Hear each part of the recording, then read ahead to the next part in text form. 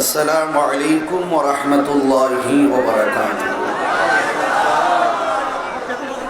রাস্তাঘাটে, দোকানপাটে, বাড়ি ঘরের আঙ্গিনায় বিক্ষিপ্ত অবস্থায় যারা এখনো এলোমেলো ভাবে ঘোরাফেরা করছেন, আমি অধম গিয়াসউদ্দিন তাহিরি আপনাদেরকে সবিনয় অনুরোধ করে বলছি, আজিম হোসেন চট্টগ্রাম ফটিকছড়ি আঞ্জুমানে রজবিয়া নুরিয়া ট্রাস্টের পরিচালনাধীন ঐতিহ্যবাহী ফটিকছড়ি উপজেলার ধর্মপুর আজাদি বাজারস্থ আজিজিয়া হাশিমিয়া নুরিয়া মাদ্রাসার 11তম সালানা জলসা ও ইসারে সওয়াব মাহফিলে চলে আসুন। এই মুহূর্তে আমরা যারা বসে আছি, আল্লাহ যেন আমাদের সকলকে কবুল করে, সকলে বলি আমিন।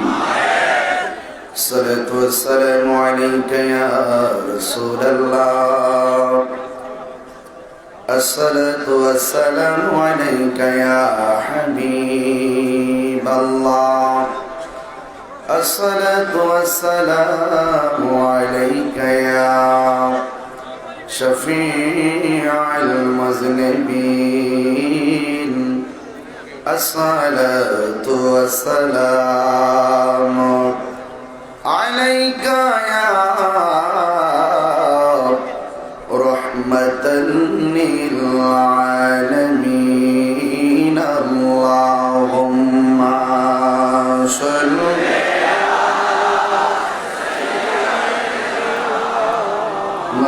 مولانا محمد وعلى آل سيدنا মোহাম্মদে মায়ার স্বরে উঁচু কণ্ঠে পড়ে আল্লাহুম্মা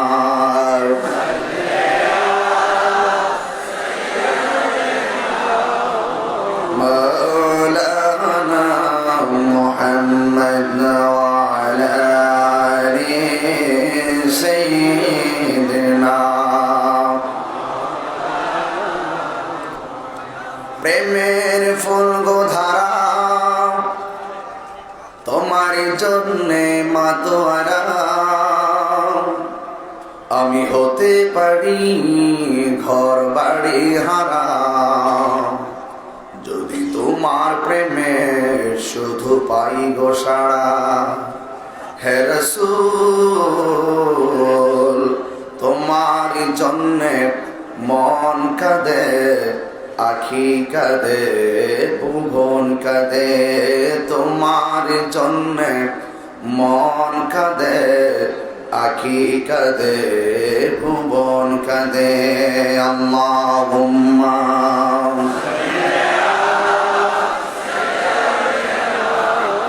মাওলানা মুহাম্মদ ওয়া আলা আলি সাইয়্যিদিনা। तेरी नस्ल पाक में है बाचा बाचा नूर का,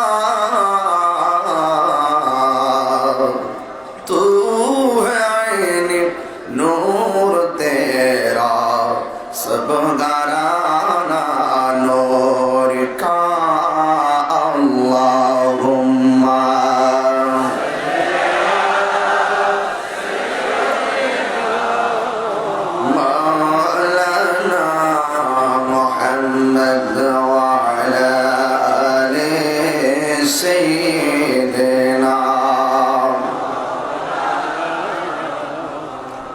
উপস্থিত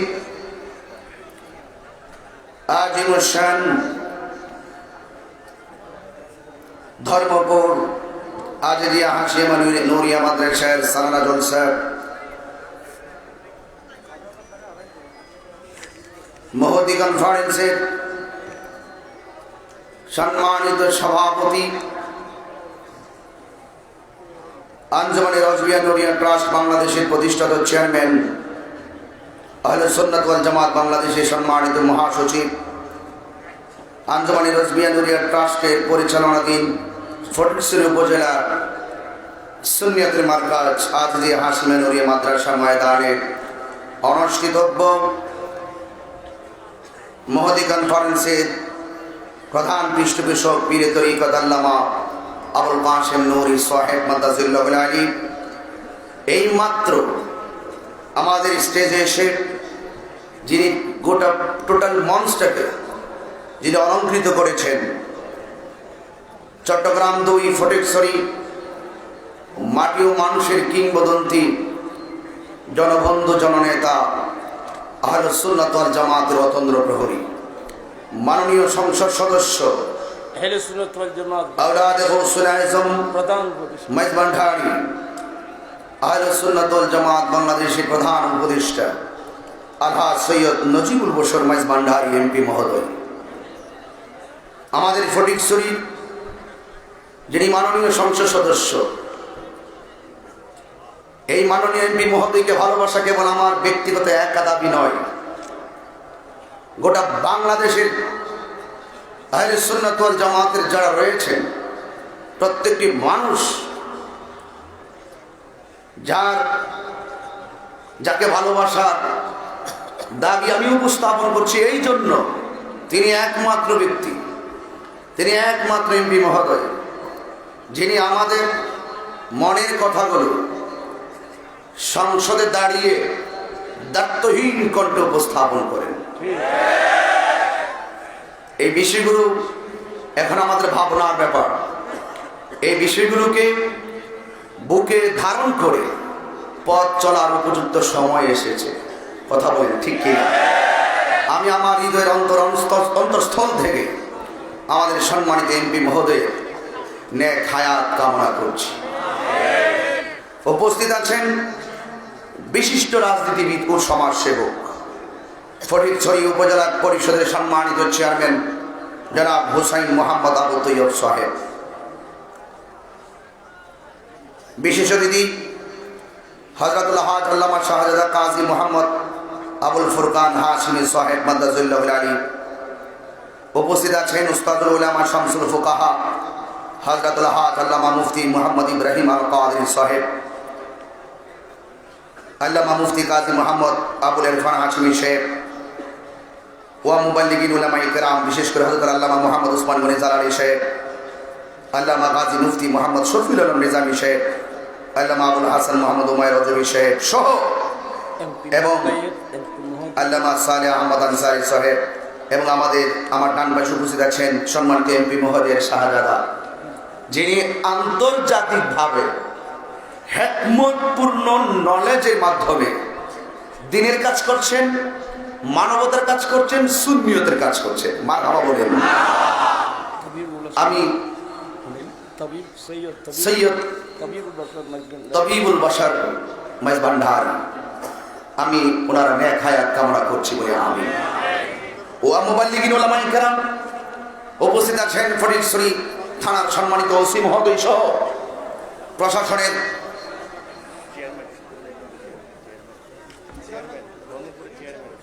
ধর্মপুরের ইউনিয়ন পরিষদের সম্মানিত চেয়ারম্যান মহোদয় আছেন জনাব এম এ কাইয়ুম সাহেব, এবং সকল অতিথিদের প্রতি শ্রদ্ধা রেখে সময়ের দিকে তাকিয়ে আমি সকলের নাম উল্লেখ করতে পারিনি, ক্ষমা সুন্দর দৃষ্টিতে দেখবেন। সবাই আমার মুরব্বী, অনেকে আমার মাথার কাজ, সকলে খেদমত করার জন্যই আমি এসেছি। ছোট হিসেবে ক্ষমা সুন্দর দৃষ্টিতে দেখবেন। সকলে মহব্বতে উঁচু কণ্ঠে আজকে মাহফিলে আসতে পেরেছি, শুকরিয়া দান করুন আলহামদুলিল্লাহ।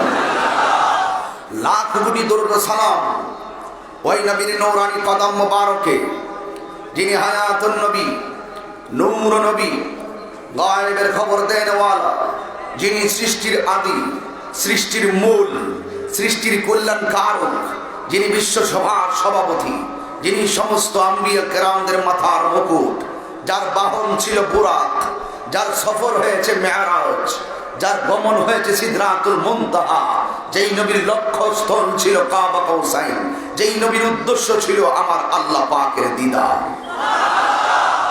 সেই নবীর উম্মত হিসাবে আল্লাহ পাক রব্বুল আলামিন আমাদের সকলকে কবুল করেছেন। এই জন্য শুকরিয়া তার আবারও কণ্ঠটাকে উঁচু করে দিয়ে পড়ুন আলহামদুলিল্লাহ। There is no God but Allah. Muhammad is the messenger of Allah. আল্লাহ ছাড়া কোনো মাবুদ নেই। হুজুরপুর নূর সাল্লাল্লাহু আলাইহি সাল্লাম আল্লাহর প্রেরিত রাসূল। If you do love Allah follow the Muhammad Mustafa সাল্লাল্লাহু আলাইহি ওয়াসাল্লাম। যদি আপনি আল্লাহকে পেতে চান, যদি আপনি আল্লাহকে ভালোবাসতে চান, তাহলে আমার রাসূল পাককে অনুসরণ করতে হবে। কথা বলেন ঠিক কিনা বলেন? আমি বলি না, আমার আল্লাহ কোরআনে বলছেন কুল ইন কুনতুম তুহিব্বুনাল্লাহ ফাত্তাবিউনি ইউহিব্বুকুমুল্লাহ ওয়া ইয়াগফির লাকুম যুনুবাকুম ওয়াল্লাহু গফুরুর রহিম। আল্লাহকে পেতে হলে নবীকে ভালোবাসতে হবে। নবীকে ভালোবাসলেই আল্লাহ বলেন ওয়া ইয়াগফির লাকুম, আমি তোমাদের গুনাহগুলো মাফ করে দেব। সুতরাং আজকে এমন একটি মাহফিলে আমি নগণ্য নাহেক নাচিস, আমি এসে আপনাদের সামনে এত গণ্যমান্য ব্যক্তির সামনে কথা বলবো, সেই হিম্মত সেই সাহস আমি কখনো আদৌ রাখি না। এরপর হুজুরদের মায়া ভালোবাসা আন্তরিকতাই আল্লামা আবুল কাসিম নুরি মুদ্দাসির আলী হুজুরের আহ্বানে আজ আমি এখানে এসেছি। আর আমার এখান থেকে ইচ্ছা ছিল সম্মানিত এমপি মহোদয়ের সঙ্গে আমি সাক্ষাৎ করে একটু দোয়া নিব। সবকিছু মিলিয়ে আজ আমরা যারা এসেছি, আমরা কি খুশি না বেজার? হাত তুলে বলুন কারা কারা খুশি, একটু হাত তুলুন। আমাদের মাটির মানুষের কিংবদন্তি নেতা, আমাদের আজকের সম্মানিত এমপি মহোদয়ের একটু হাতটা উপরে তুলুন, একদম সোজা করুন। আমাদের এমপি মহোদয়কে এইভাবে হাতটা নাড়িয়ে একটু শুভেচ্ছা দেন। এইভাবে আল্লাহ পাক আমাদের এমপি মহোদয়কে আশা করি সকলকে দোয়া দেবেন ইনশাআল্লাহ। আমাদের নবী হুজুর, আমাদের উপজেলার চেয়ারম্যান, ইউনিয়ন চেয়ারম্যান, যারা এসেছেন উলামায়ে ইকরাম, সকলের প্রতি ভালোবাসা এবং সকলের প্রতি শ্রদ্ধা রেখে আমি আমার বক্তব্যের দিকে যাচ্ছি। আল্লাহ যেন আমাদের সকলকে আমল করার তৌফিক দান করে, বলি আমিন। আপনারা সবাই জবান খুলে বলুন, আমাদের আসল ঘরের নাম কি, বিল্ডিং না কবর? আওয়াজটা উঁচু করে দিয়ে বলুন, বিল্ডিং না কবর? এই কবর কি আমাদের আসল ঘর না নকল ঘর? আর যদি বলে আসল ঘর না নকল ঘর? এই ঘরের ভিতরে যদি আপনি চিরদিন সুখী থাকতে চান, তাহলে কোরআন সুন্নাহর আলোকে আপনার জীবনকে সুন্দর করে সাজাতে হবে। দুটি কন্ডিশন, মা আতাকুমুর রাসূলু ফাখুযুহু ওয়া মা নাহাকুম আনহু ফান্তাহু। আল্লাহর পক্ষ থেকে আল্লাহর হাবিব সাল্লাল্লাহু আলাইহি সাল্লাম যা কিছু আমাদের জন্য কল্যাণকর নিয়ে এসেছেন, সেগুলোকে আমাদের গ্রহণ করতে হবে।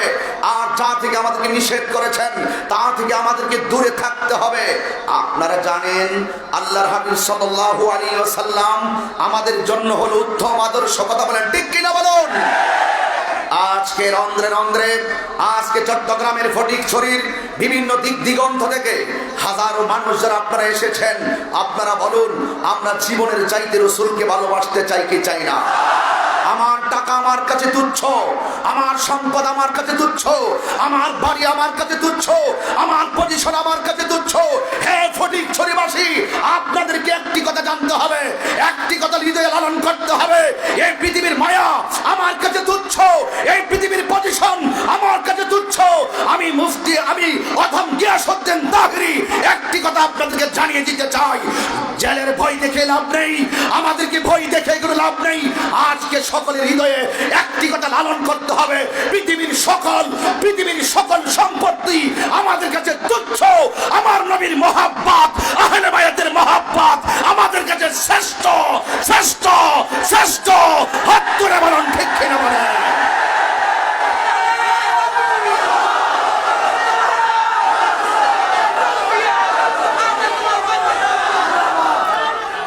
শুনুন, একটা হলো ইমানি কথা। এটা কি? দায়িত্বহীন কন্টেন্টমেন্ট কনফিডেন্স যদি আপনার হৃদয়ে রাখেন রাসূলের প্রতি, তাহলে এই পৃথিবীর কেউ আপনাকে কিছু করতে পারবে। আমরা রাসূলকে ভালোবাসি, আল্লাহর হাবিবকে যারা ভালোবাসবে তারাই তো নামাজ পড়বে। আল্লাহর হাবিবকে যারা ভালোবাসে তারাই রোজার অধিকার রাখে। আল্লাহর রাসূলকে যারা ভালোবাসে তারাই হজের অধিকার রাখে। ঈমান লিমান লা মুহাব্বাতা লাহ, যার অন্তরে আল্লাহর হাবিবের ভালোবাসা নাই তার ঈমান একটু গভীরভাবে তাকিয়ে দেখুন ফটিকছড়ির মানুষ, একটু তাকিয়ে দেখুন। আদম আলাইহিস সালামের উপাধি ছিল সফিউল্লাহ, ওনার উম্মতের কালিমা হলো লা ইলাহা ইল্লাল্লাহ, আদম সফিউল্লাহ। মুসা মুসা আলাইহিস সালামের উপাধি ছিল কালিমুল্লাহ, ওনার উম্মতের কালিমা হয়ে গেল লা ইলাহা ইল্লাল্লাহ, মুসা কালিমুল্লাহ। ইব্রাহিম নবী উপাধি ছিল খলিলুল্লাহ, ওনার উম্মতের কালিমা হয়ে গেল লা ইলাহা ইল্লাল্লাহ। ইব্রাহিম খলিলুল্লাহ। নূহ নবীর কালিমা ছিল নাজিউল্লাহ, ওনার উম্মতের কালিমা হয়ে গেল লা ইলাহা ইল্লাল্লাহ, নূহ নাজিউল্লাহ। দাউদ আলাইহিস সালামের উম্মতের কালিমা ছিল, দাউদ আলাইহিস সালামের উপাধি ছিল খলিফাতুল্লাহ, ওনার উম্মতের কালিমা হয়ে গেল লা ইলাহা ইল্লাল্লাহ। দাউদ খলিফাতুল্লাহ। ঈসা আলাইহিস সালামের উপাধি ছিল রূহুল্লাহ, ওনার উম্মতের কালিমা হয়ে গেল লা ইলাহা ইল্লাল্লাহ। ঈসা রূহুল্লাহ। হে ফটিকছড়ি মানুষ, কেন আমি তাহিরি নবী নবী করি, কেন আল্লামা নূরি নবী নবী করে, কেন আল্লামা ইব্রাহিম আল কাদরি সাহেব নবী নবী করে, আমাদের এমপি মহোদয় কেন জীবনের বাজি রেখে রাসূলের পক্ষে কথা বলেন? একটাই কারণ, একটু তাকিয়ে দেখুন। কাহারুর উপাধি সফি, কাহারুর উপাধি রূহুল্লাহ, কাহারুর নাজিউল্লাহ, কাহারুর খলিফাতুল্লাহ, কাহারুর কালিমুল্লাহ। আমার নবীর উপাধিও তো ছিল হাবিবুল্লাহ, কিন্তু সব নবীর উপাধির সাথে কালিমার মিল পেয়েছি, বাট আমার নবীর কালিমার ক্ষেত্রে লা ইলাহা ইল্লাল্লাহ মুহাম্মাদুর হাবিবুল্লাহ না হয়ে মুহাম্মাদুর রাসূলুল্লাহ হলো কেন? এই ব্যাপ যতক্ষণ পর্যন্ত বুঝবে না, খোদার কসম করে বলি, মুস্তাফার শান তুমি বুঝবে না। তোমাকে আমার কথা মানতেই হবে যুবক। আমি একটি কথাই বলতে চাই, আমার রাসূলকে কেন জানের চেয়ে মহব্বত করব? একটাই কথা, রাসূল কবরের সাথী। একটাই কথা, আমার রাসূল হাসরের সাথী। একটাই কথা, পুলসিরাতের পারে আমার নবী উম্মতের জন্য দাঁড়িয়ে থাকবেন। মিজানের পাল্লায় আমার নবী, যেথায় আল্লাহ সেথায় নবী। জোরে বলুন সুবহানাল্লাহ। আল্লাহ রাব্বুল আলামিন বলেন, কাইফা তাকফুরুনা বিল্লাহি ওয়া কুনতুম আমওয়াতান ফাআহইয়াকুম সুম্মা ইউমীতুকুম সুম্মা ইউহয়িকুম সুম্মা ইলাইহি তুরজাউন।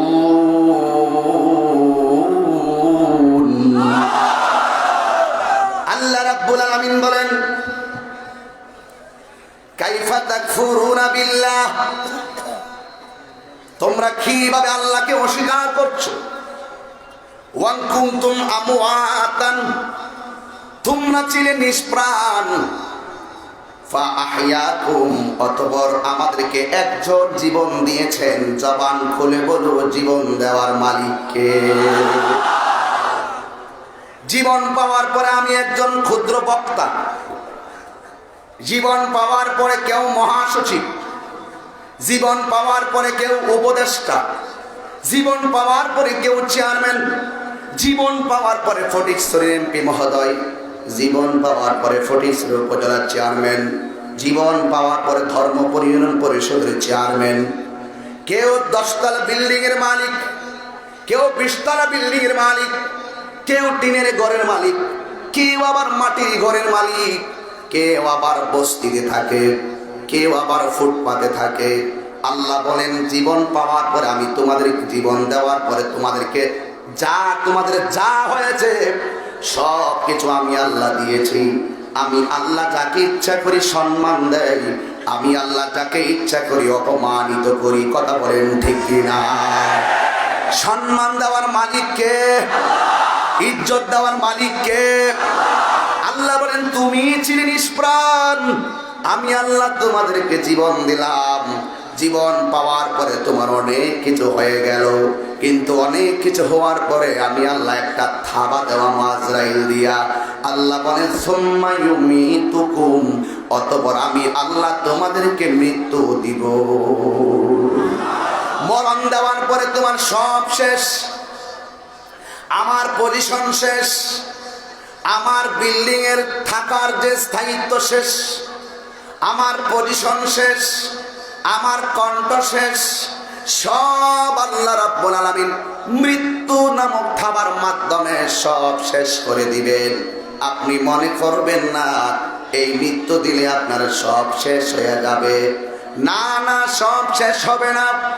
আল্লাহ রাব্বুল আলামিন বলেন, তুমি ছিলে নিষ্প্রাণ, তোমাকে আমি আল্লাহ জীবন দিয়েছি। এই জীবন আর জীবন নেওয়ার পরে কবরে যে আবার জীবন দিব, এই দুইটা জীবন দেওয়ার অর্থ এক নয়। প্রথম আল্লাহ জীবন দিয়েছেন আল্লাহর গোলামি করার জন্য, দ্বিতীয়বার কবরে যাওয়ার পরে আবার গোলামি দিবেন, আবার জীবন দিবেন। কারণটা কি জানেননি?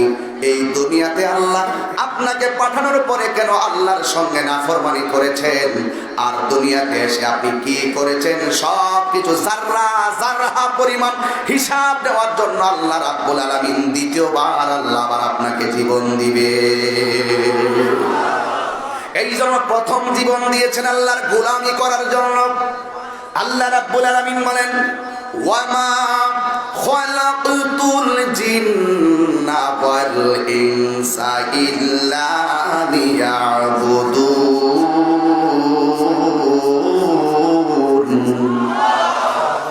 আপনাদের আল্লাহু আকবার আওয়াজটা একটু কম শুনলাম। তেলাওয়াত করলে কি খারাপ লাগে? তেলাওয়াত করলে কি কষ্ট লাগে আপনাদের? আমি আবারও তেলাওয়াত করছি, আওয়াজ হবে দায়িত্বহীন কণ্ঠে, কণ্ঠ দেওয়ার মালিককে। একজন আমাকে বলে, হুজুর এত চিল্লাচিল্লি করেন, কণ্ঠ তো ভেঙে যাবে। আমি বলছি যে মালিকের প্রেমে যদি কণ্ঠ ভেঙে না, যদি মরেও যাই, তাতে কোনো আপত্তি নাই। প্রস্তুত থাকেন আল্লাহকে ডাক দেওয়ার জন্য। ওয়ামা খালাকতুল জিন্না ওয়াল ইনসা ইল্লা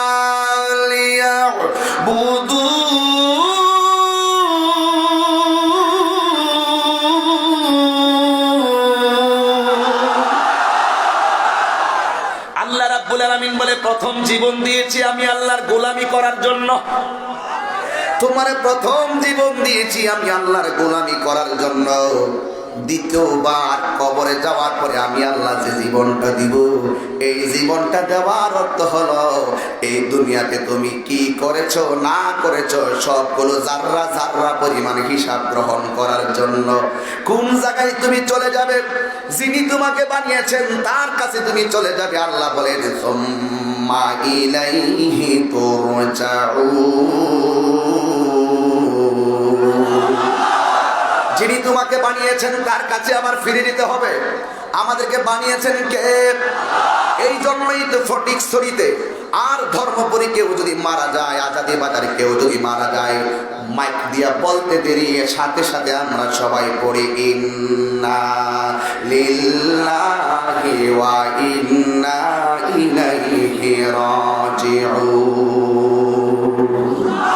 যিনি বানিয়েছেন তার কাছে আমাকে যেতে হবে। খুব মনোযোগ দিয়ে কথাগুলো শুনবেন। আপনি কোথায় ছিলেন, কোথায় আসলেন, আবার কোথায় যাবেন, এই তিনটা জিনিস বিষয় যদি হৃদয়ে ধারণ করতে না পারেন, আল্লাহর কসম আল্লাহ রাব্বুল আলামিনকে আপনি চিনতে পারবেন না, নবীকে চিনতে পারবেন না। আপনাকে একটা কথা মানতে হবে, যিনি আমাকে বানাইছেন তার কাছে আমার ফিরে যেতে হবে, তার কাছে আমার সব জবাবদিহিতা করতে হবে। আজকে মানুষ মানুষকে কেন হত্যা করে? একটাই কারণ, আখিরাতের জবাবদিহিতার কথা ভুলে গিয়েছে। আজকে মানুষ কেন সন্ত্রাসী করে? আখিরাতের জবাবদিহিতার কথা ভুলে গেছে। আজকে মানুষ কেন জঙ্গিবাদিতায় জড়িয়ে যাচ্ছে? একটা মাত্র কারণ, আখিরাতের জবাবদিহিতা ভুলে গেছে। আল্লাহর হাবিব বলেন 7টা কাজ মানুষের ধ্বংস ডেকে আনে। এর মধ্যে একটা কাজ হলো, যারা সুদের সঙ্গে সম্পৃক্ত এদের জীবন ধ্বংস, যারা মা বাবার বুকে লাথি মারে তাদের জীবন ধ্বংস, আর যারা যারা গণক জাদুটুনা করে তাদের জীবন ধ্বংস, আর 4 নাম্বার যারা মানুষকে খুন করে তাদের জীবন ধ্বংস। কথা বলেন ঠিক কিনা? তোমার সঙ্গে আমার মতাদর্শের ভিন্নতা থাকতে পারে, তার মানে এই নয় যে আমাকে তোমার মেরে ফেলতে হবে। তোমার সঙ্গে আমার বিভিন্ন বিষয় নিয়ে বিতর্ক থাকতে পারে, তার মানে এই নয় যে আমাকে তুমি খুন করে ফেলতে হবে। না না না না না, এটা কখনো সিদ্ধান্ত গ্রহণ করো না, কারণ খুনিদের শাস্তি সবচাইতে ভয়ঙ্কর হয়। কথা বলেন ঠিক কিনা? তাহলে আসুন তো দেখি আমাদের কি আচরণ করা দরকার। মানুষের সঙ্গে দুইটা পলিসি ব্যবহার করে দিনের দাওয়াত দিতে হবে। আল্লাহ রাব্বুল আলামিন কোরআনে বলে দিয়েছেন, উদউ ইলা সাবিলি রাব্বিকা বিল হিকমাতি ওয়াল মাউইজাতিল হাসানা। আল্লাহ রাব্বুল আলামিন বলেন, মানুষদেরকে দুইটা পদ্ধতির মাধ্যমে দিনের দাওয়াত দাও। একটা হলো সুন্দর কথা, আর একটা হলো হিকমত। জোরে কোন সুবহানাল্লাহ। আল্লাহর হাবিবকে এক বিয়াদব, আল্লাহর হাবিবে পাক সাল্লাল্লাহু আলাইহি ওয়াসাল্লামকে এক বিয়াদব গাল মুবারকের মধ্যে থাপ্পড় দিয়েছেন। নাউজুবিল্লাহ বলুন। এমন একজন সাহাবী দাঁড়িয়ে রইলেন, যার নাম হল হযরত ওমর রাদিয়াল্লাহু তাআলা। যে ওমরের আব্বা আমার নবীর শুধুমাত্র পাগল বলছিল। কুশের ভিতর থেকে তলোয়ারটা বের করে বাবার গলার মধ্যে একটা কূপ দিল, কল্লাটা ফেলে দিল। সেই ওমর রাদিয়াল্লাহু তাআলা আনহুর সামনে আমার নবীরে থাপ্পড় দিল। ওমর রাদিয়াল্লাহু তাআলা আনহু কয়, নবী গো, হো মায়ার নবী, আপনাকে আমার বাবা মুখের কথা বলছে, আমি ছাড়ি নাই। আমার সামনে আপনাকে থাপ্পড় মেরেছে, আমি তাকে ছাড় দিব না। আমার নবী বলে, ওমর ধৈর্য ধারণ করো। যেই মাত্র ধৈর্য ধারণ করার কথা বলছেন, সাথে সাথে আমার নবী যে আমার নবীকে থাপ্পড় দিল, আমার নবী তার কাছে গেলেন, যাইয়া তার হাতটা ধরলেন। হাতটা ধরে ডাক দিয়া কয়, আপনি যে আমাকে থাপ্পড় দিয়েছেন, আপনার হাতের মধ্যে কোনো ব্যথা পাইছেন? দেখেন তো ইসলাম কত সুন্দর ধর্ম।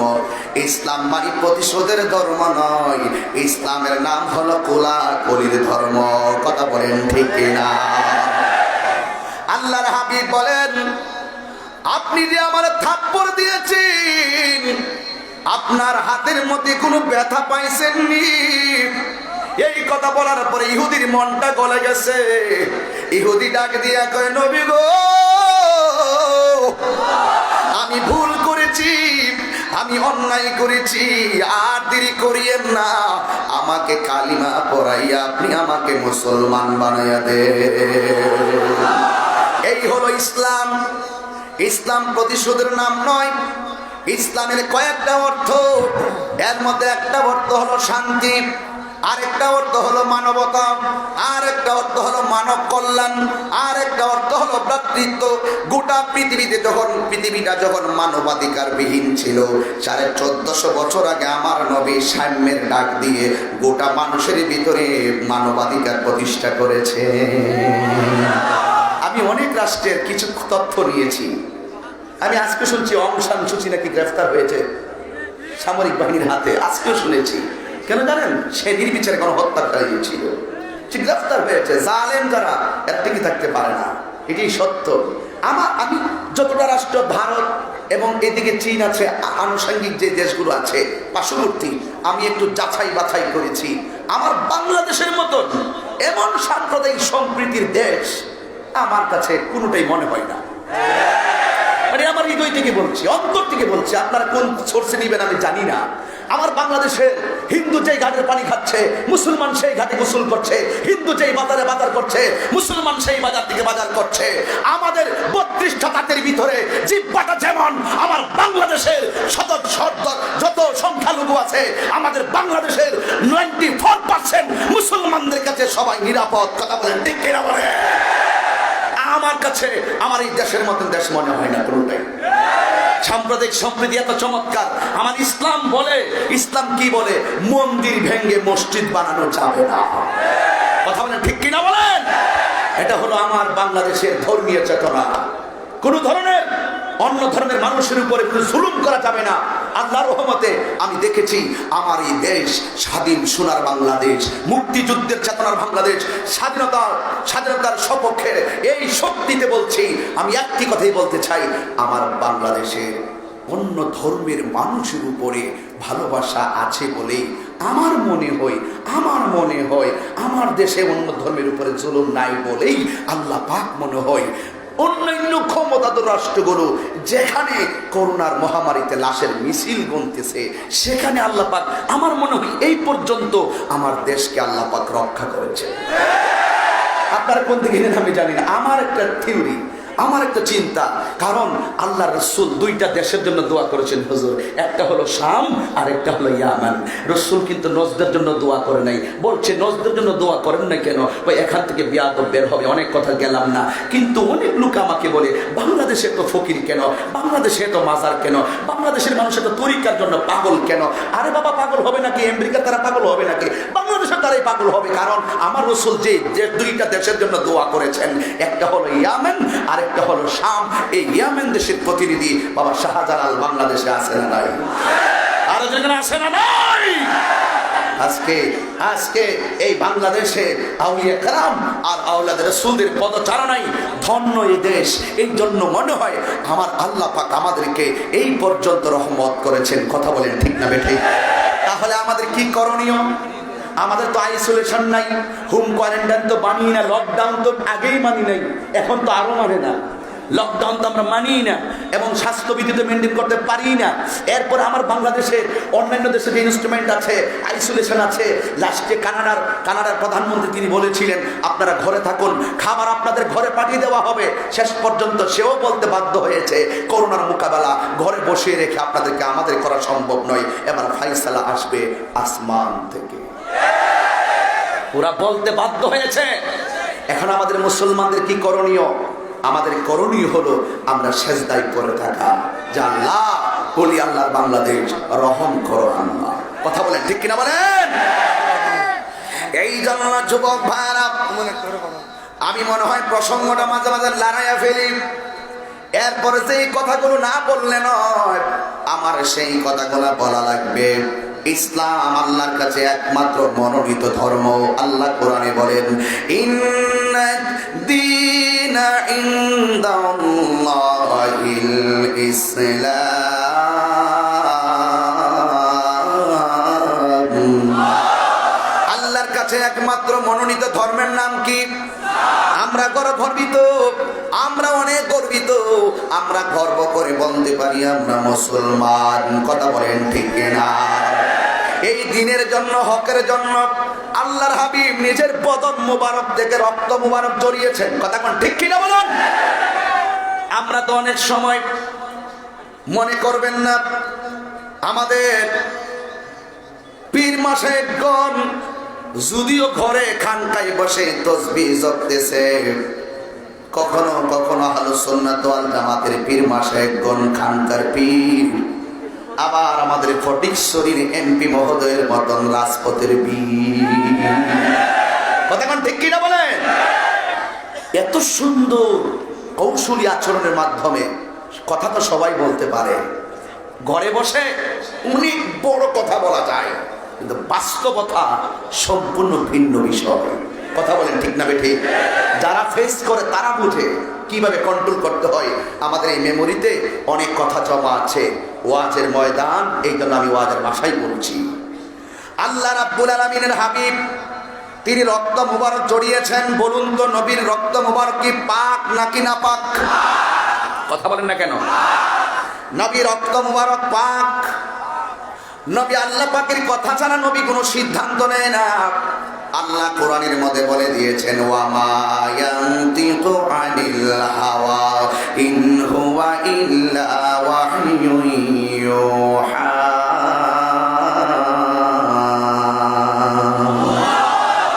আল্লাহ পাকের হাবিব একদিন সাহাবায়ে কেরাম নিয়ে বসে আছেন।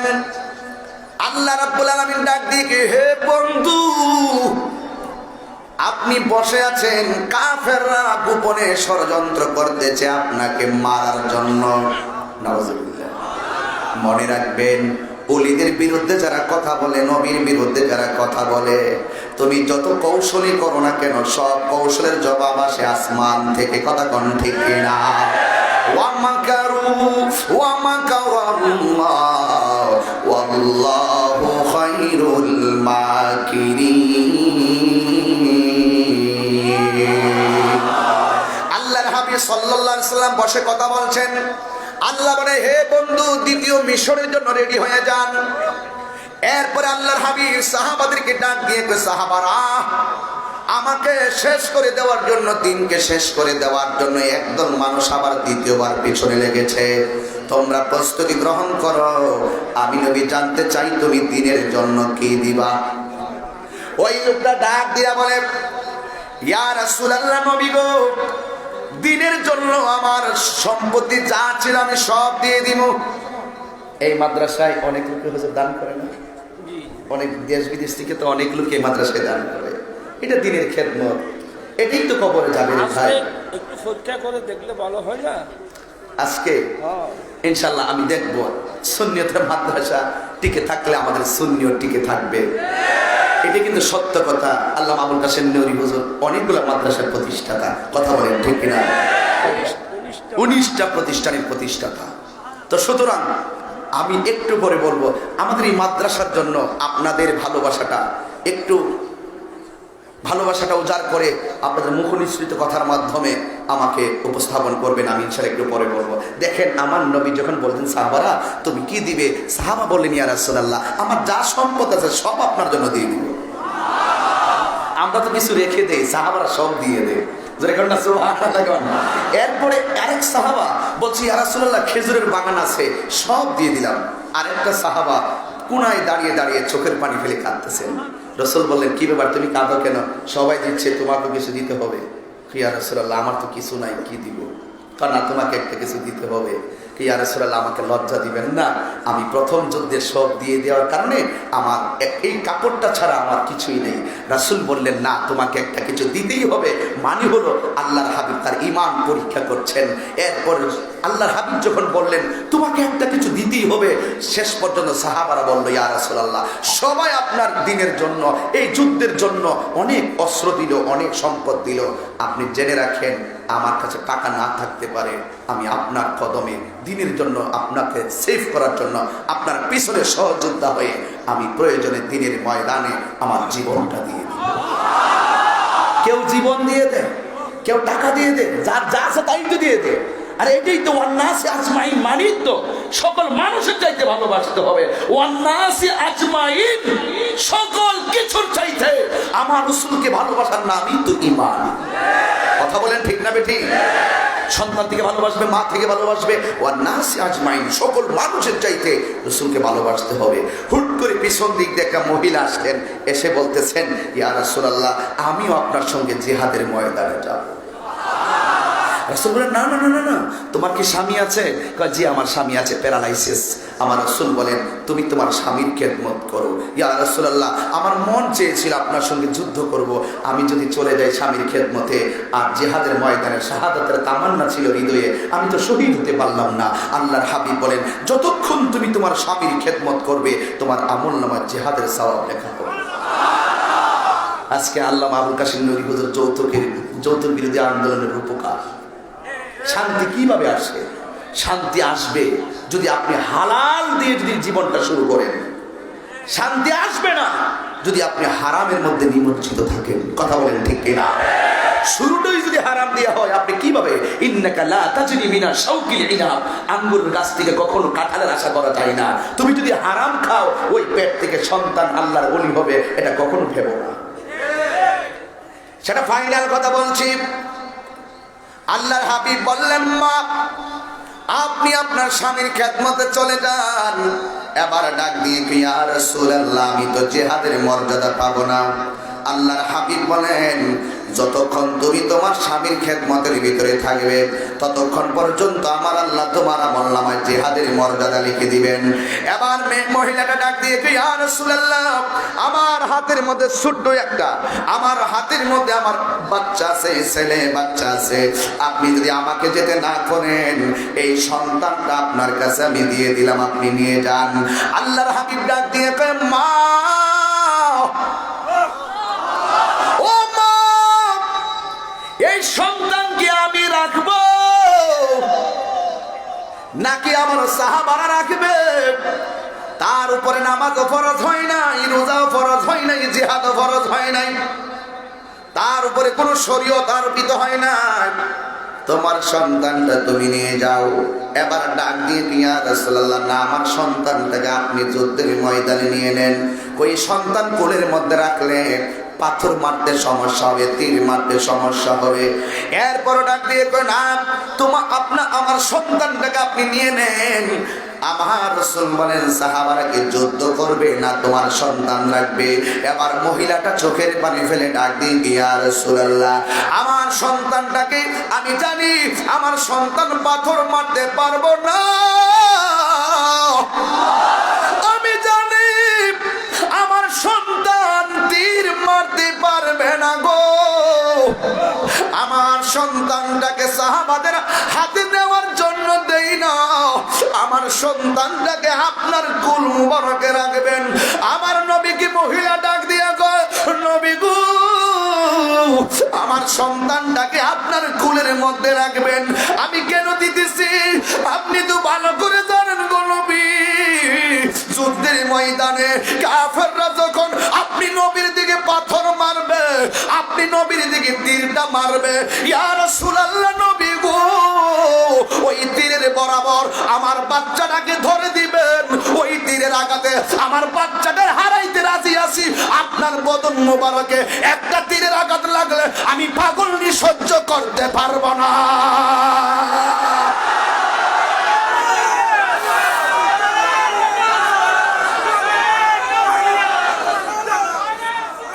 হেরার গুহায় তোমারই ধ্যান, আসমান থেকে নামে আল কোরআন। একটু হাত তুলে দিতে হবে। হেরার গুহায় তোমারই ধ্যান, আসমান থেকে নামে আল কোরআন। ভাঙলো শোভার ভুল তোমারই উপরে, আসলো কোরআনের ছায়া তোলে। খালিদ ওমর আলী আবু বকর ইসলামী ঝান্ডা নীল যে তোলে। আল আমিন তুমি ছিলে চিরদিন সকল মানুষের করে। হে রাসূল তোমাকে ভুলি আমি কেমন করে। সবাই বলতে হবে, হাজারো ব্যথা বেদনার পড়ে ফিরে আসনি তুমি আপন ঘরে। দিনের আলো তুমি ছড়িয়ে দিতে চলে গেছো মদিনায় মক্কা ছেড়ে। হে রাসূল তোমাকে ভুলে আমি কেমন করে। খেয়ে না খেয়ে দিন প্রচারের কাজে নিজেকে দিয়েছ বিলিয়ে। তাই ফেরে কাফেরেরা ছিল না আলো, দুষ্ট ছেলেদের পিছু দিল লেলিয়ে। খেয়ে না খেয়ে দিন প্রচারের কাজে নিজেকে দিয়েছ বিলিয়ে। তাই ফেরে কাফেরেরা চিনল না আলো, দুষ্ট ছেলেদের পিছু দিল লেলিয়ে। পাথরের আঘাতে ক্ষত বিক্ষত হয়ে সারা শরীর থেকে রক্ত জোড়। হে রাসূল তোমাকে ভুলি আমি কেমন করে। হাজারো ব্যথা বেদনার পড়ে ফিরে আসনি তুমি আপন ঘরে। দিনের আলো তুমি ছড়িয়ে দিতে চলে গেছো মদিনায় মক্কা ছেড়ে। হে রাসূল তোমাকে ভুলে আমি কেমন করে। হে রাসূল তোমাকে ভুলে আমি কেমন করে। একটা জবান বন্ধ রাখবেন না, চিৎকার মেরে বলুন সুবহানাল্লাহ। জানি না, জবান খুলে বলো ইয়া রাসূলুল্লাহ, ইয়া রাসূলুল্লাহ বলা জায়েজ আছে না নাই? আর জোরে বলো আছে না নাই? আবার ডাক দিয়ে কই নবী গো, আমার সন্তানটা আপনি নিয়ে যাবেন, সন্তান হারাইতে পারবো কিন্তু আপনি নবীকে হারাইতে পারবো না। এবার আমার নবী রহমাতুল লিল আলামিন জিহাদের ময়দানে চলে গেল। যাওয়ার পরে বিয়াদবেরা এমন একটা সিদ্ধান্ত নিল, শুধুমাত্র টার্গেট আমার নবীর দিকে। চিৎকার মেরে কি নাউজুবিল্লাহ বলবেন না? যুগে যুগে যুগে যুগে দুশ্মনরা কিন্তু সবাই টার্গেট করে না, কথা বলেন ঠিক কি না বলো? একটু গুড়া দিকে চলে আসি, আমার নবীর দিকে টার্গেট করলো। করার পরে আমার নবীর যুদ্ধের ময়দানে নেমে গেল। আমার নবী বলেছেন আল জিহাদু মাসিন ইলা ইয়াউমিল কিয়ামা, জিহাদ কিয়ামত পর্যন্ত অব্যাহত থাকবে। সবচাইতে বড় জিহাদ হলো নিজের নফসের সঙ্গে জিহাদ করা, কথা বলেন ঠিক কি না? আমার নবী যুদ্ধের ময়দানে এক বিয়াদব আমার নবীর বরাবর যখন তীরটা ধরলেন, নবীর একটা সাহাবা যার নাম হলো হযরতে তালহা, ওই তালহা রাদিয়াল্লাহু তাআলা আনহু আমার নবীর এমন ভাবে জড়াইয়া ধরলেন। আমার নবী ডাক দিয়া বলে তালহা,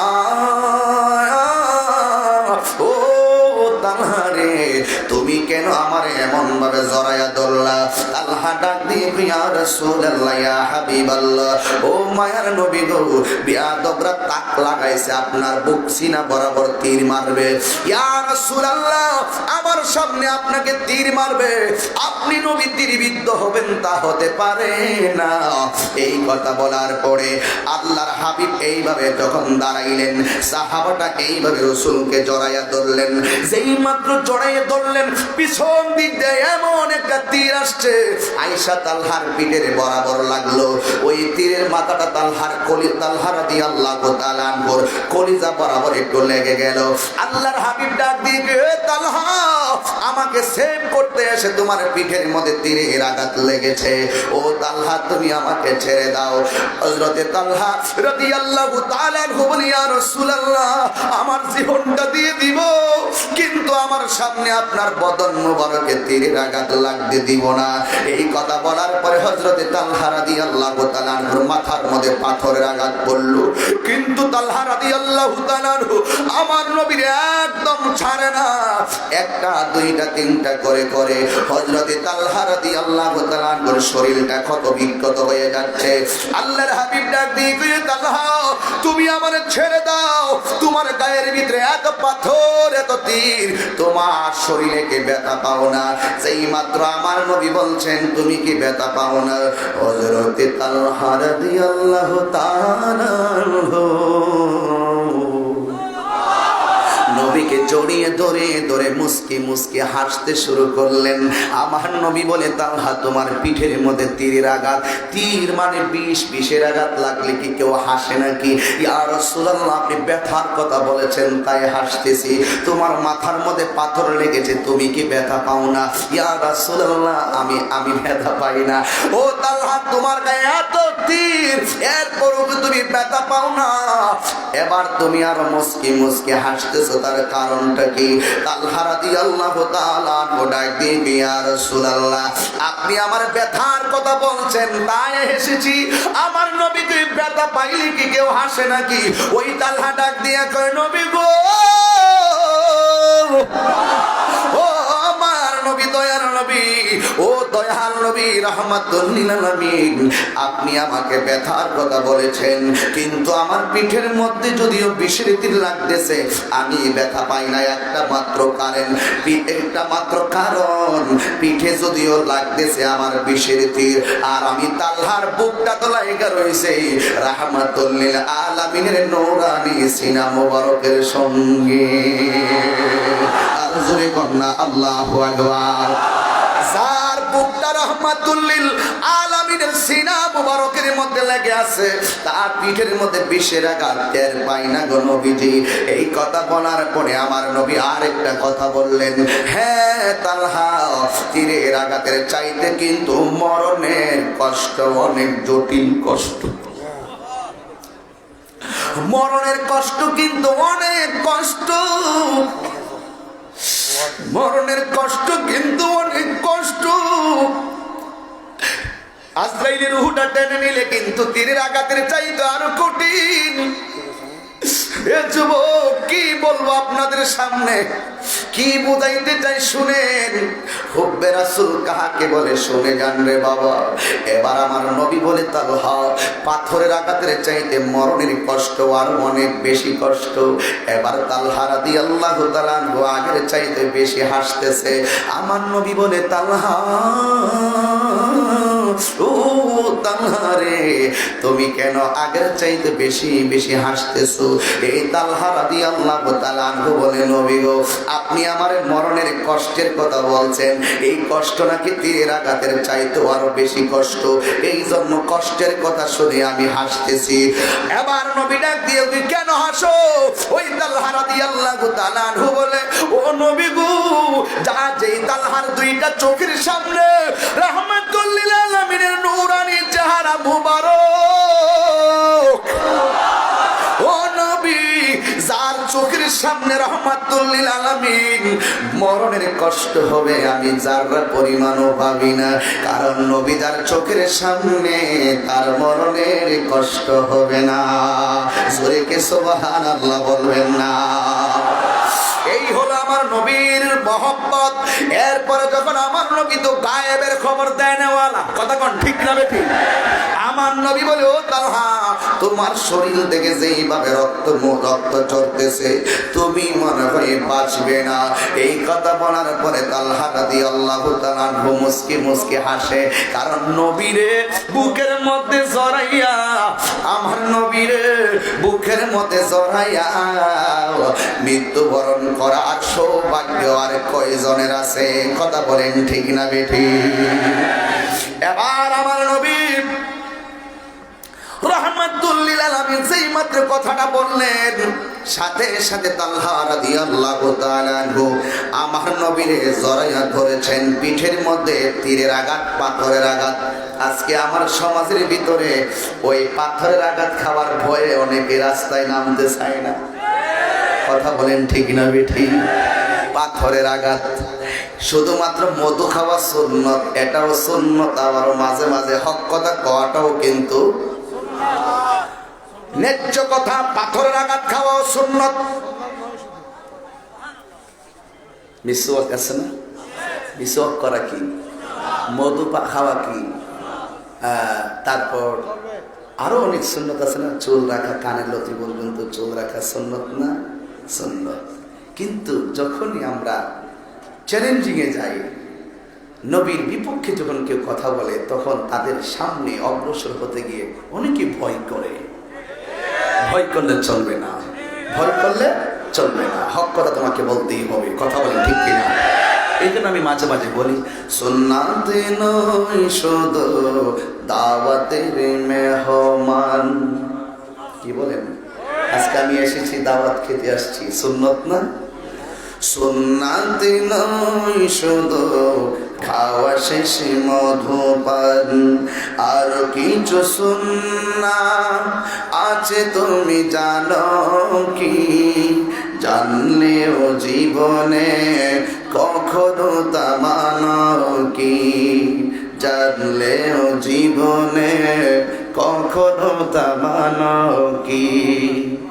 সুন্নাত নয় শুধু মজলুম সহায়ক, সুন্নাত উহুদের জালিমের প্রতিরোধ। ঠিক কিনা বলো?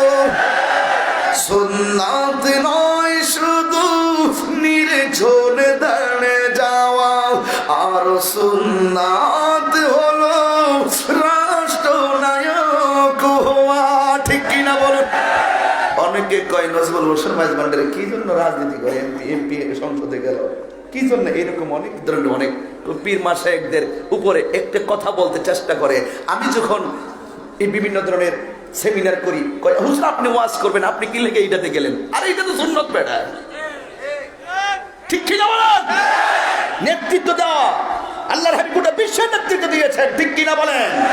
খলিফাতুল মুসলিমিন আমিরুল মুমিনিন হযরত ওমর রাদিয়াল্লাহু তাআলা আনহু অর্ধ জাহান শাসন করেছেন, ঠিক কি না বলো? কি বোঝেন আপনারা? এই কথাগুলো ব্যাখ্যা করতে পারি না, অনেক কথা আছে ব্যাখ্যা করতে পারি না, এক্সপ্লেইন করতে পারি না, কারণ অনেক মানুষ অনেক দিক দিয়ে ডাইভার্ট করতে চেষ্টা করে। এরপর আমি আজকে আসার সময় কিন্তু হাটহাজারী মাদ্রাসার গেটে দাঁড়াইছি, বলতে অনেক পোলাপান সালাম দিতেছে, তো ভালো করতেছে, সালাম দিতেছে, আমি দাঁড়াইছি, অসুবিধা কি হয়েছে?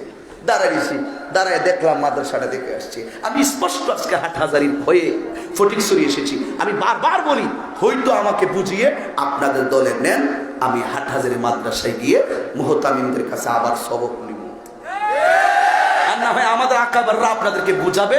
আপনারা আসুন, তবেই দেখতে সুন্দর দেখা যাবে। হয়তো বুঝিয়ে নিবেন, আর না হয় বুঝে আসবেন। কথা কি সত্য বলেছি নাকি কোনো ধরনের কাউকে ঠকিয়ে কথা বলেছি? হয়তো আমাদেরকে বুঝিয়ে নিবেন, না হয় বুঝে আসবেন, এটাই হলো আমার কথা। আমি কোনো ধরনের সংঘাত, এত সংঘাত পছন্দ করি না। স্পষ্ট বলে দিবেন, হয়তো আমাকে বোঝাও, আর না হলে তুমি বুঝে আসো। এরপর আর করে এত সুন্দর কথা আর হতে পারে?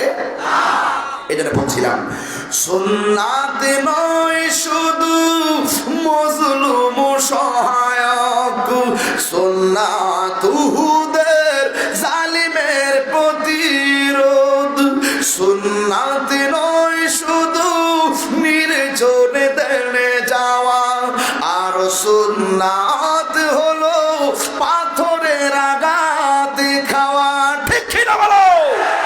মহব্বতে তার সুদিনের সাথী তুমি, মহব্বতে তার সুদিনের সাথী তুমি, দুর্দিনে ও তার পাশে থাকো কি, আরো কিছু সুন্নাত আছে তুমি জানো কি, জানলে ও জীবনে কখনো তা মানো কি। সুন্নাত নয় শুধু মেষ চড়াতে যাওয়া, আমার এমপি মহোদয়কে দেখেন, তুই আমার কথা বুঝবেন। সুন্নাত নয় শুধু মেষ চড়াতে যাওয়া, আর সুন্নাত হলো রাষ্ট্রনায়ক হওয়া, ঠিক কিনা বলো?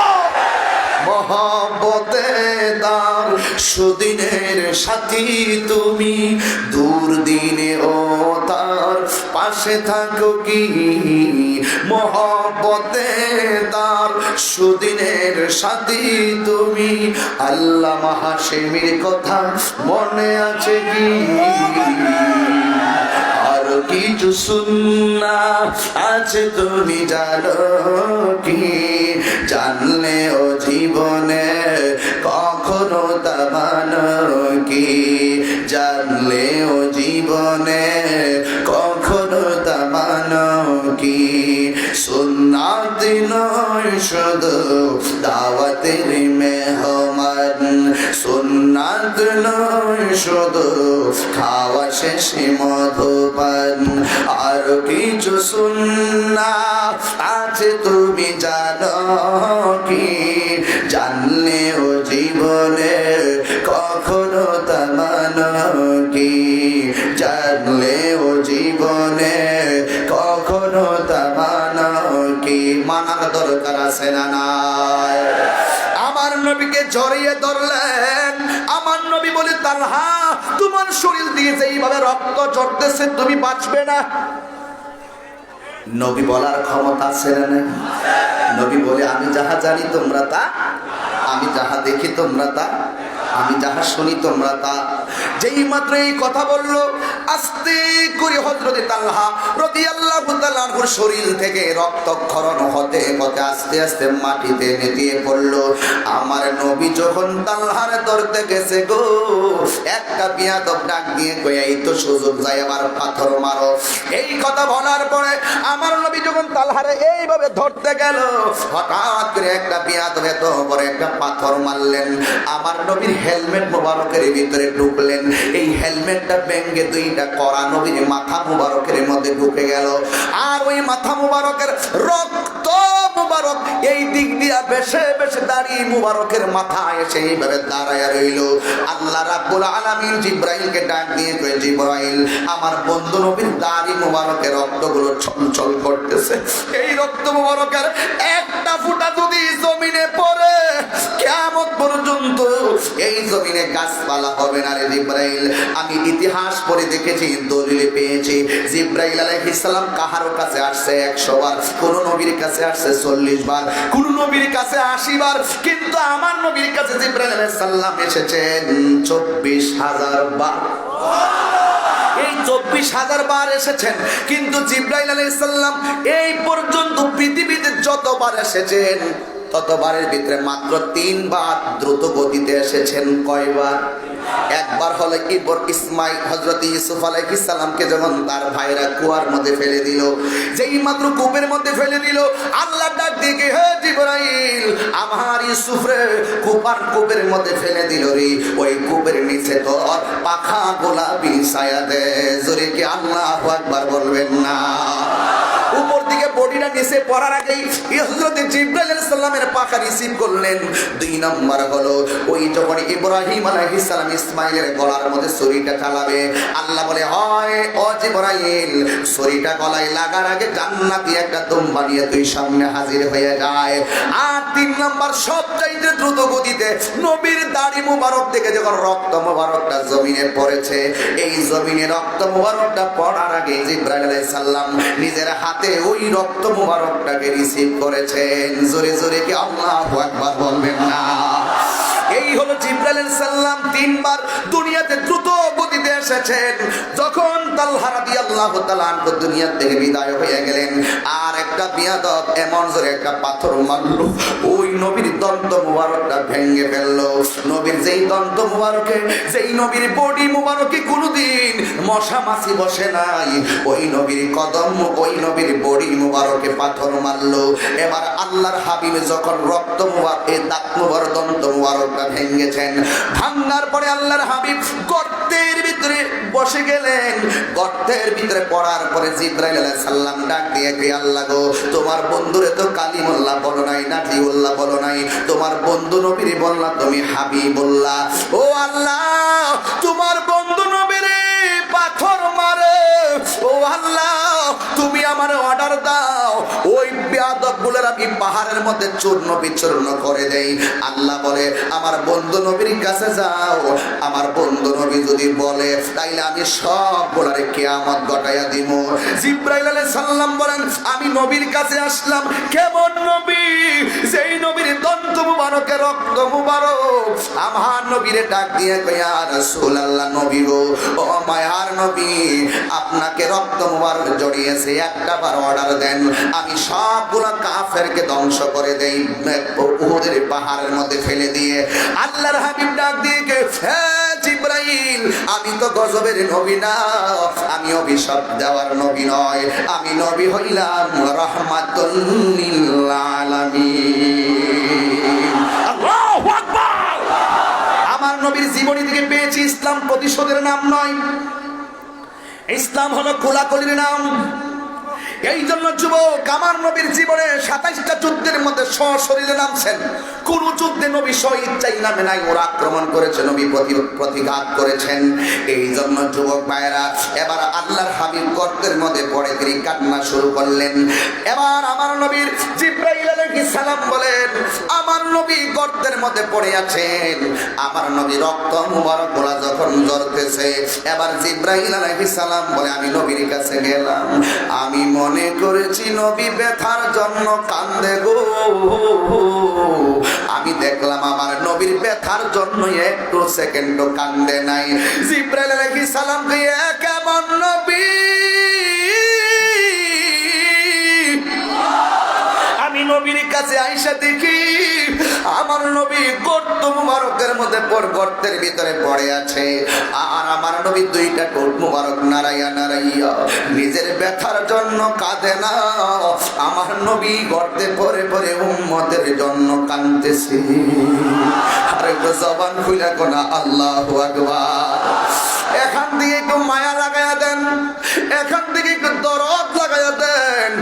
আমার নবী গর্তের ভিতরে উম্মতি বলে কাঁদেন। কিন্তু নবীর একটা উট ছিল, উটের নাম কসুয়া। এই উটটা থেকে আমার নবী যখন পড়ে গেলেন গর্তের ভিতরে, এই কসুয়া নামক উটটা আমার নবীর গর্তের চতুর্পাশে ঘুরতেছে, নবী নবী বলে। এইভাবে ঘুরতে ঘুরতে ঘুরতে ঘুরতে উটের বাসাই বলে, উট বলে ইয়া রাসূলুল্লাহ, নবী গো, আমি উট যদি 7 দিন পর্যন্ত না খাইতাম, আপনি নবী যখন আমি অনাহারি উটের উপরে বসতেন, আমার 7 দিনের ক্ষুধা সেকেন্ডে দূর হয়ে যাইত। কে আমার ক্ষুধা দূর করবো গো নবী? একটা বিহাদব আমার নবীর মাথা মোবারকের বরাবরে এত বড় একটা পাথর ছেড়ে দিয়েছে। জবান খুলে বলেন নাউজুবিল্লাহ। এত বড় একটা পাথর খুব ছেড়ে দিয়েছে।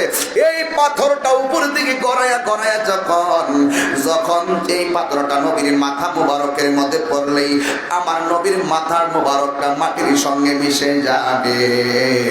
মানুষ হইয়া নবী চিনলাম না, উট কেমন আমার নবী চিনে রে? যেই মাত্র এত বিশাল বড় পাথর নবীর মাথা মোবারকের বরাবর আসছে, উটের সামনের পা দিয়া এই পাথরের ভিতরে এমন জোরে একটা লাথি মেরেছে, এই পাথরটা উড়াইয়া একটা পাহাড়ের ভিতরে ঢুকে গেছে। আর জোরে জোরে কর আল্লাহু আকবার। এবার উট আমার নবী চিনে, উঠে চতুর্দিকে ঘুরে ঘুরে কয়, নবী কে আমার ক্ষুধা দূর করব? কিন্তু নবীর এবার কাফের একটা বাইরা ছড়াইয়া দিছে, কুতিলা মুহাম্মদ, নবীকে মেরে ফেলা হয়েছে। জোরে বলেন না নাউজুবিল্লাহ। আমার বাংলাদেশেও এক এক সময় এক একটা গুজব আছে না নাই? আমার ডাইরেক্ট কথা, কখনো গুজবে কান দিবেন না, কখনো গুজবে কান দিবেন না। আমি যখন কোনো জায়গায় মাহফিলে যাই, মাহফিলে যাওয়ার আগে এলাকায় একটা মিটিং করে না, যে কোনো হুজুরকে দাওয়াত করলে তো গ্রামে একটা মিটিং করে কোন হুজুরকে দাওয়াত করা যায়। দাওয়াত করে সিদ্ধান্ত গ্রহণ করার পরে বহুত লোক আছে দোকানপাটে বসে এত রে কি লেগে দাওয়াত করবে, কেউ কিনে দেখেন না ইউটিউবের মধ্যে কেন নাচানাচি করে, কয় আর কি যে দেখেন না ইউটিউবে কেমন নাচানাচি করে। গুজবে কান দিয়েন না, সরাসরি কথা কন, সরাসরি কথা কন, সরাসরি কথা কন। আমি জিকির করলাম এই মাহফিলের মধ্যে, এক মাহফিলের জিকির করলাম, আমি জিকির করার পরে এই জিকিরটারে কেটে নিয়ে এটারে বানাইছে ডিজে গান। এটারে বানাইছে কি ডিজে গান বানাইছে, বানায় উপস্থাপন করছে। বিয়ের মধ্যে এটা লাগাই, হিন্দু বাড়িতে এটা লাগাই, কনসার্টেও এটা লাগাই, আবার ওই পিকনিকে গেল লঞ্চের মধ্যে এটাই লাগায় লাগায় লাগায় এইভাবে নাচে। আমি বলি কি জানেন, যারা আল্লাহর জিকির এবং মুর্শিদি শানগুলাকে ওয়াজের সুন্দর পরিবেশের আয়োজনটাকে যারা বিকৃতভাবে জাতির সামনে উপস্থাপন করে আমাকে প্রশ্নবিদ্ধ করার চেষ্টা করেছ, আমি তোমাকে ফার্স্ট এন্ড লাস্ট ওয়ার্নিং দিয়ে বলতে চাই, আমার কিছুই হবে না, ধ্বংস তোমরাই হবে। ঠিক কিনা বলুন, ধ্বংস তোমরাই হবে, ধ্বংস তোমরাই হবে। এবং হইতেছে, আরো হচ্ছে, আরো হবে। যে কোনো উলামায়ে কেরামদের খণ্ডিত অংশগুলোকে কেটে নিয়ে জাতির সামনে বিকৃতভাবে উপস্থাপন করা, এটা আমি পছন্দ করি না। আপনারা কি পছন্দ করেন? আপনারা কি পছন্দ করেন? ওয়াদের শুরুতে কি বললো, শেষে কি বললো, মাঝখানে কি বললো, ছোট্ট একটা কোট করে কেটে নিয়ে যারা এরকম ভাবে জাতির সামনে আমাদের ইসলামটাকে, ধর্মটাকে, ওয়াজের একটি সুন্দর জায়গাকে প্রশ্নবিদ্ধ করতে চায়, এরা জাতির গর্বিত সন্তান নয়, এরা অভিশপ্ত সন্তান। আল্লাহ পাক এদেরকে হেদায়েত নসিব করুক, আমিন করুন। আর এদের বলেন আমিন।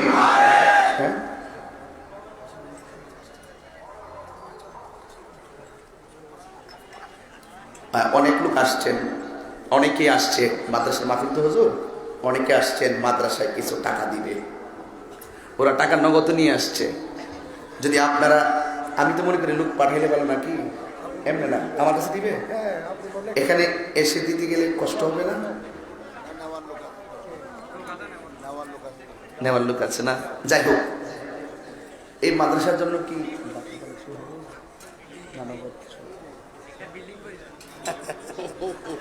আপনি বললেন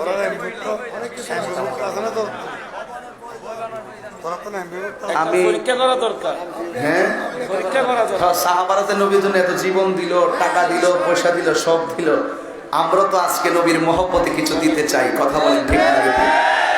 আরো যদি বলেন ঠিক কিনা বলেন। আমি আসলে অন্যদিকে চলে গেছিলাম, যাওয়াটা উচিত হয় নাই মনে হয়। এরপরে বললাম কিছু আত্মকাহিনী কইলাম আর কি, যেগুলোর মাধ্যমে মানুষ ইউটিউবে, অনলাইনে, ফেসবুকে চালায়। কষ্ট হয়েছে আপনাদের? দুঃখ হয়েছে আপনাদের? যাই হোক, আমাকে বলছেন মাদ্রাসায় কিছু বলার জন্য। আমি মাদ্রাসার জন্য এই পাবলিকের কাছে আমি কি বলবো? পাবলিক ফিগার আমার পাশে বসে রয়েছে। এরা যে পাগল এটা প্রমাণ করতে হবে। তো আপনারা তো পাগল, আপনার কি নবীর পাগল? তো সওয়াব তো শুধু এমপি মহোদয় একলা নিলে চলবে না, ভালো কাজে শত লোকের শত প্রেম উপস্থাপন করতে হবে, ঠিক কিনা বলেন? একজন যদি সব দিয়ে দিয়ে একজনের সওয়াব পেয়ে গেল, আমরা চাই সবাই মিলে সওয়াবের অংশীদার হতে, কথা বলেন ঠিক কিনা বলেন? কথা বলুন। এখানে 1 লাখ 2 লাখ দেওয়ার লোক আছে, তো আপনি বলুন। রাস্তা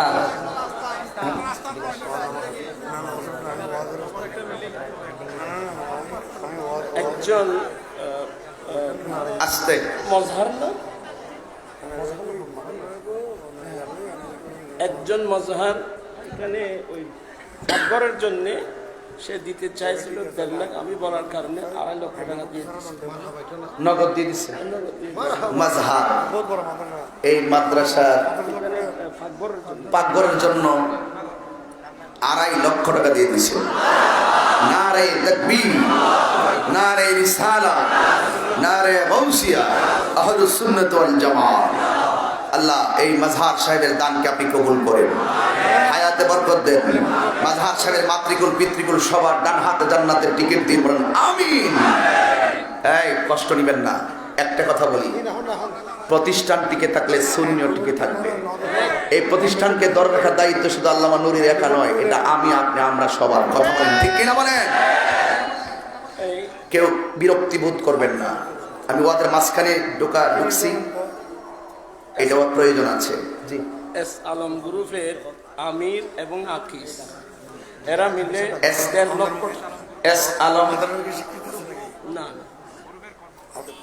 আচ্ছা, এস আলম গ্রুপের আমির আমির এবং আকিস, আকিস ভাই এরা আকিস ভাই। পাঠিয়েছেন 1.5 লক্ষ টাকা। ওরা পাঠিয়েছেন মাদ্রাসার জন্য 1.5 লক্ষ টাকা। বলেন মারহাবা, নারে তাকবীর।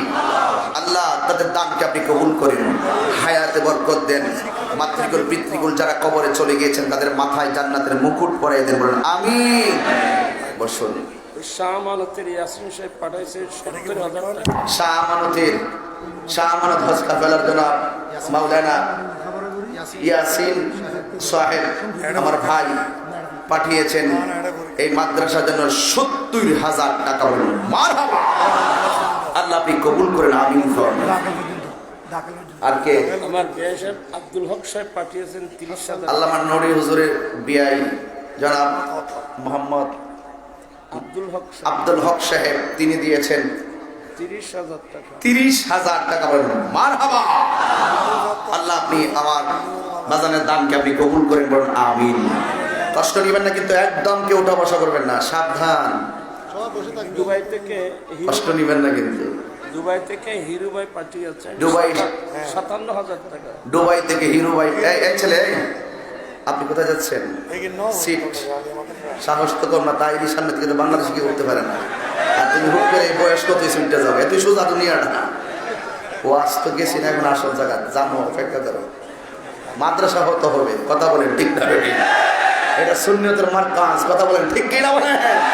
প্রতিষ্ঠান টিকতে হবে, আপনি, আমি, আমরা সবার মাধ্যমে। দুবাই থেকে কে দিল? হিরু ভাই দিয়েছেন 57,000 টাকা। বলেন মারহাবা, আল্লাহ আপনি কবুল করেন, হায়াতে বরকত দেন, বলি আমিন। জাহাঙ্গীর সাহেব শাহজাহান এবং জিয়াউলক পাঠিয়েছেন 35,000। জাহাঙ্গীর সাহেব, শাহজাহান এবং জিয়াউলক সাহেব পাঠিয়েছেন কত? 35,000 টাকা। বলি মারহাবা, আল্লাহ আপনি কবুল করেন। আব্দুল কুদ্দুস পাঠিয়েছেন 20,000 টাকা। আব্দুল কুদ্দুস সাহেব পাঠিয়েছেন 20,000 টাকা। মারহাবা বলুন। আমাদের ফুরকান রেজা এক নগদ দিয়েছিল 10,000। ফুরকান রেজা টোটাল 50,000 টাকা। বলি মারহাবা, আল্লাহ আপনি কবুল করেন, আমিন বলুন। আর কে? এইরকম যদি স্ব ইচ্ছায় আপনাদের মাঝে থাকে বলতে পারেন এত লোক নিয়ে দোয়া পাওয়াও কিন্তু ভাগ্যের ব্যাপার। কথা বলেন ঠিক কিনা? আজকে হাজারো লাখো মানুষ আপনারা এসেছেন।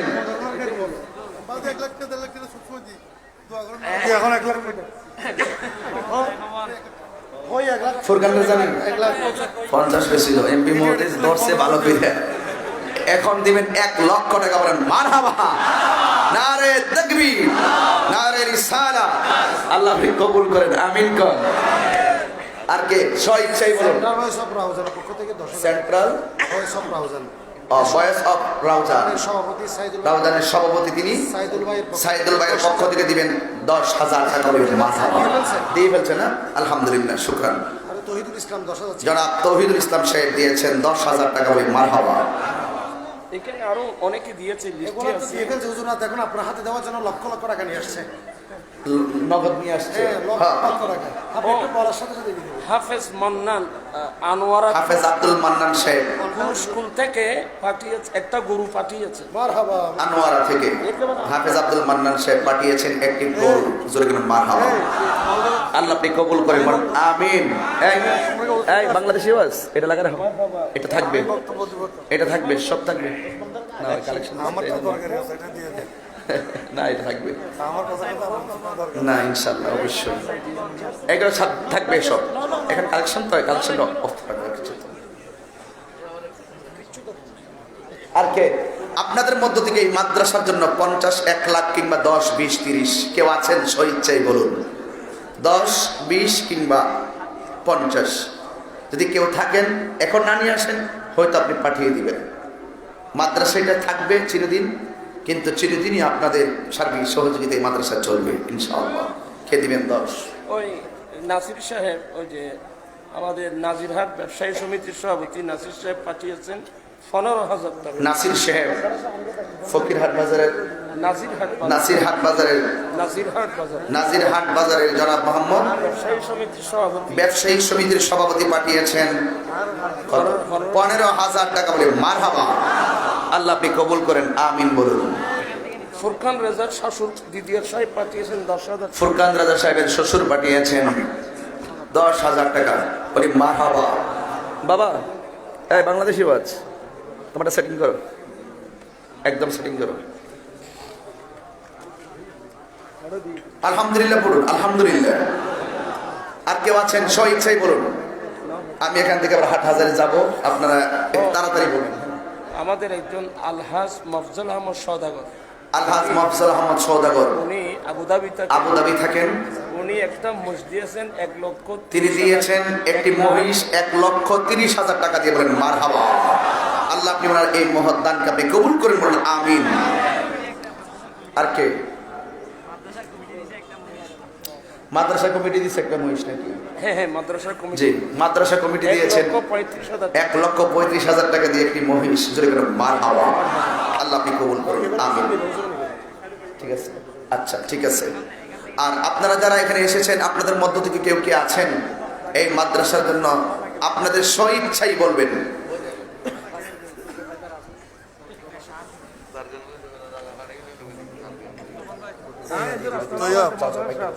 মাদ্রাসার রাস্তায় বা আয়োজন পাইতো এবার উজরা সারমানে দায়িত্ব দিয়ে কই মরে দায়িত্ব আবু তো এবার কই মরে বেবে কইম তুই আর আবু তো মিলিয়ে রে করে দিও রাস্তায় ইধর কেন বুঝরে আগে তো করে নেন না। এই যে বাজার থেকে এখানে একটা মাদ্রাসার পরিষদের দাবি হলো বিল্ডিং লাগবে আমাদের এখানে তারিখটা পড়া না দিস না, আমি কিন্তু এটা বলবো, আমি সকলকে শেষ করি তারপর এই ইনশাআল্লাহ। মাদ্রাসার মূল বিল্ডিং এটাই হবে। এটা একটা 6তলা বিল্ডিং। এটা আমাদের এমপি মহোদয় সাহেব, আমি তো কোনোদিন চাই নাই, এরা যখন বারবার বলতে আমি কি বলবো, আমরা চাইলাম। ও আমার ভাইয়া বলতে মাশাআল্লাহ। এখন কি করবেন? এখন এটা না, আমি আমার ভাই আমি একমত পোষণ করে আমি নিজেও বললাম। এখন তাইর সাহেব বলছেন আমার ভাই